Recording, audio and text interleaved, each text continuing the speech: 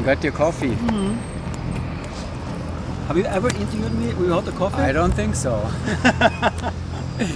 Karl-Erik Topf has his coffee, so we're good to go. Ladies and gentlemen, welcome to new NSR Live Talk. And we're doing it today with 3 young men from 3 different nations with 3 different languages. We have the Norwegian Karl-Erik Topf, we have Frenchman Mathieu Bernier, and then I'm speaking German normally, but not today. We agree to go in English, I guess, so everybody can understand. Anyway, welcome and thank you, merci beaucoup, and thank you for taking the time. It's the off day, even though planes are still there as we can hear it and see it. But it's the off day and it's kind of half time. Karl-Erik and Mathieu, you're both here as coaches in your positions. And are you happy at halftime with the performance of your teams, Karl-Erik? Let's begin. You should explain the whole Norwegian adventure here, kind of. You have an exciting time behind you with Tyra and Agera. Yeah, at the moment we are very happy to be here, especially with Tyra. One of our team members, Silvana Dish, she got sick in the land, so had to go to hospital. However, she is now discharged from hospital and recovering, but she couldn't compete. So Dita Valsdotter from Arcterix, we flew her in Friday the 4th, and she managed to do 4 training jumps Saturday the 5th, and we started jumping the competition Sunday morning. So that's basically what has been going on in the Tyra camp for the last couple of days. We were just finished off the training camp in the land when Silvana got sick. We had 2 days planned off. You had another substitute available. Yes, we had also Lise Nansen from the Land Norges. We also contacted her, so I made a couple of phone calls during 2 of the nights and early morning hours in American time to sort out which of those 2 it was easiest for to come out here. For both have responsibilities back home, and Dita has a daughter, and her husband is already here competing for Blue Pelican. So she had to find babysitters for her daughter and people to take care of her lessons at the university before she could take off for US. But she managed to do that. So we are very lucky to have Dita here. And it's still not, I mean, we're not another minute before we get to Mathieu, but it wasn't over then. You had another little injury or so coming on the jump number 1, right? First round was when Alice... Yeah, she had a little problem with her biceps. So it's just a small problem. That's a small problem. We don't consider that a problem at the moment. Well, that's manageable. We're glad you're here, Karl-Erik. And Mathieu, everybody on your side healthy and happy, and we had our own adventure. You had your own adventure at the Shamrock Showdown this year in the land, which was almost more dramatic or more drastic with Tom. You remember that? The problem are behind us, I hope, but we had a strange years with Tom's injuries in Dylan during just before the Shamrock, and with the girls we had also two injuries with Pamela at the beginning of the year, and she missed 1 camp, and Elise in June she missed 2 camps. Oh my! So yeah, We didn't talk about that, but it was a little bit strange and disturbing. But today, all is all right. Okay. Yeah, okay. Today everything is okay. What? Yeah, not like the non-Jesus. We had our parts of injuries. Both of you were actually substituting at times. Now, Carl Eric stepped in the land when. In 2022, the 22 at the World Meet, he was filling in, and then at the Shamrock Showdown, you had to, because Silvana was late too, right? That's true. So you were jumping with your team, and then you were jumping at the Shamrock. Both of you were jumping at the Shamrock Showdown. Me too. By the way, we were all jumping there. Oh gosh, interesting. Anyway, so now here we are at halftime, and Mathieu, you have two very strong teams here. The Aethers and the Nefties. Are you happy with them so far? Where they are right now? Yes, we are a little bit disappointed with the open class, with the Aethers, because we miss 1-1, 1-2, and yes, it was not the plan. The plan was to stay close to airspeed as long as possible. We knew that airspeed is really strong, but we wanted to be closer during maximum of jumps. Now there is 10 points. We will try to keep close and to keep pushing, but it was not the plan. Well, we are a little bit disappointed. You tied one round at least? Yeah, but 1-1, it's just 1 round, and there's 6 more. Yeah. Okay, well, it's not enough, huh? No, not to win anymore. If you want to create competition, if you want to create doubt, if you want to push them, you need to be close every round. Okay. Well, 6 round, still 6 round. We will try to do our best. Huh? It's not finished. And then I'm sure you know by now, everybody in the world knows that Arizona Airspeed will have changes in the lineup after round 10 here. Niklas and Mikael have already announced that they will not continue. So I would say naturally you will probably take the number 1 spot at that time. You will have to show it at the Shamrock Showdown, of course, that you are the number 1. But don't you? How do you see yourself once Airspeed has a new lineup? Then you continue. Do you know? Well, it's not the subject now. Yeah. I don't think about after the World Meet. If Niklas stop, if they stop, it's okay. But we will talk about this later. I don't really know.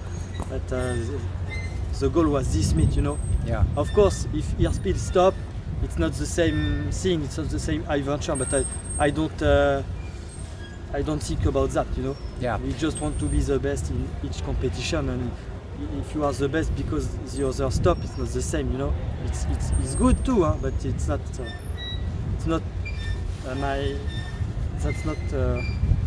It's not in my mind for the moment. Okay, so you will pick up that topic when it's all over here, of course. Exactly. You're the national coach, so you have to, and then think of the next 2 years. So this time frame is over, and then the next time you go by World Meet to World Meet, basically. Yeah. Of course, I think they will continue. A French team will continue. Of course, we will have 2 more years to grow up and to be better. But well, we are here in North Carolina, and we wanted to push airspeed and to be closer than airspeed. Okay. Well, again, we have 6 more rounds, so we'll see where. Yeah. Well, the Nefties are only 2 points behind the Silverman. Did you expect for them to compete with the Chinese team, and probably not XP G4 is probably also too far away now? I knew that XP was really strong because I saw the nationals, and I was impressed. Really good technique, really good round. And we didn't know about the Chinese team, but of course it was what they did in Tunnel. I knew that it is a really strong team. So we are fighting against China for the moment. the French girls, I'm really happy with the jump they did. Really great. We hope to keep pushing like that. But yeah, I saw that the Chinese team is really fast. Really fast. Yeah. XPG4 in third place on the combined leaderboard at the moment, tied. And it happened, do you remember in 2000, were you in Australia 2018? No, you, okay, so that was, but you remember that your team was the bronze medal team on the open class leaderboard, actually, you know, the one for women. Yeah. That has never happened before, that was the only time. But no, here XPG4 is, but Pamela is in your lineup, right? So she did this into this. Yeah, she did it in Australia. Yeah. So what do you see on your leaderboards, Karl-Erik, which are the same because we don't have 8 ways? What do you see? You're observing the whole leaderboard, of course, not only your teams. You know, trying to get the best out of them, as Mathieu is trying to get the best out of his 2 teams. What do you see? What I see is the French team in the future, if they stick together in 4-way, they will be the team to beat, for sure. And in 4-way, I think the French girls will be the team to beat in the future as well. Because I think the Chinese might be finished after this year, the Americans might be finished after this year. Of course, you have to ask the Americans, but the French are the young and upcoming team. That's the thing. That's my kind of what I see from the outside perspective. I might be wrong, and I might have some American friends being very angry at me, seeing that the French are the young and upcoming teams at the moment. Well, maybe it has gone back and forth between the US and France for decades. And I have some Norwegian girls very eager to come up and play with the big nations again. Yeah, great. Yeah, that's an experience for them here, right? That's all it is, basically. So, are you happy with the experience so far? Tura experience? I think it's a good experience for them to that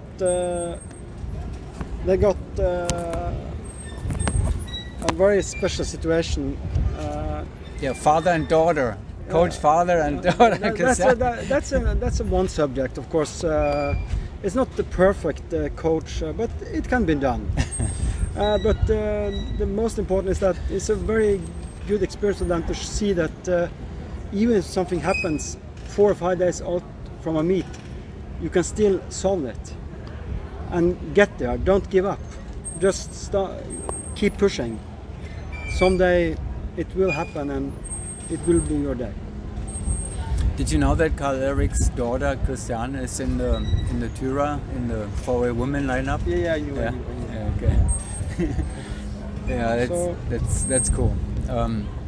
Congratulations for that, you know, bringing your little girl in there. Agera, they were expected to compete for the Amateur World Championship. You know, the unofficial Amateur World Championship. They have some work to do. Yeah, I guess they've had some problems. They've been a little bit uneven, and I guess some of that is, of course, when you don't have the proper funding at the moment, you don't get so many jumps in, and if you don't get enough jumps in, it's hard to be consistent. So they have kind of ups and skydiving real good, and then suddenly they just fall a little bit apart. And it's not unluck. For me, it's just lack of training. Well, that's why we call it the amateur championship, you know, because they are the pros. The 4 teams on the top are, let's call them pros, and then we have the amateurs who are. They cannot be so consistent, of course not. So they have their own little league and championship event. What do you think about crystal coast? I mean, the weather, we cannot complain, obviously. You know, we could take it off.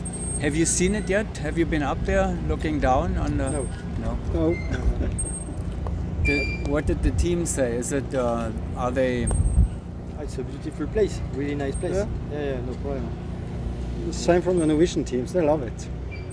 Yeah, well, I hope to make a beach jump on Sunday. We can do a Shamrock Union coaching coaches. On Sunday, I think it's on Sunday, is it, or maybe earlier? Is it earlier? the party is on Friday, I think. Oh, well. Anyway, so then when the competition is over, they Yeah. allow you to jump to the beach. Yeah.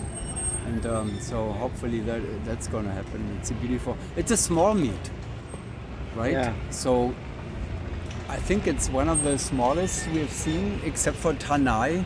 You were in Tanai, right? Yeah. So that was the smallest world championship. Here we have a lower number too compared to other world championships before. What do you make of that? Is it? It might be the economy. Financial, Yeah. economical reasons. I think it might be financial reasons, and of course, European nations is shorter distance those times it is in Europe. But of course, then it should be easier for nations from South America to come up and compete just like Paraguay did in Ilo in That's right. 2022. South America. So I was hoping for more nations from South America at least. You have a team from Australia though, one Yeah. from Brazil, you know, so they did travel a little bit. Can we still use the pandemic as an excuse, or is that history now? I don't think so. Yes, it's economic, and maybe things are changing also. It's a great subject, and we need more nation, we need more competitors. I don't know, but we will see in the next competition. But I think yes, we need more people, we need more nation, we need this to be a great event with many people. It was a little bit more complicated this time, right? Because originally it was supposed to be in Israel, Yep. and then came the cancellation. There wasn't much time so we can take that as an excuse too. So we have the pandemic, we have the cancellation, and we are hoping that. Yeah, but it's easy to come in the US. Huh? Yeah. It's easy to come here. Yeah. I think, But yeah, it's a little bit, maybe a little bit expensive. I don't really know, but we need to think about this. Yeah.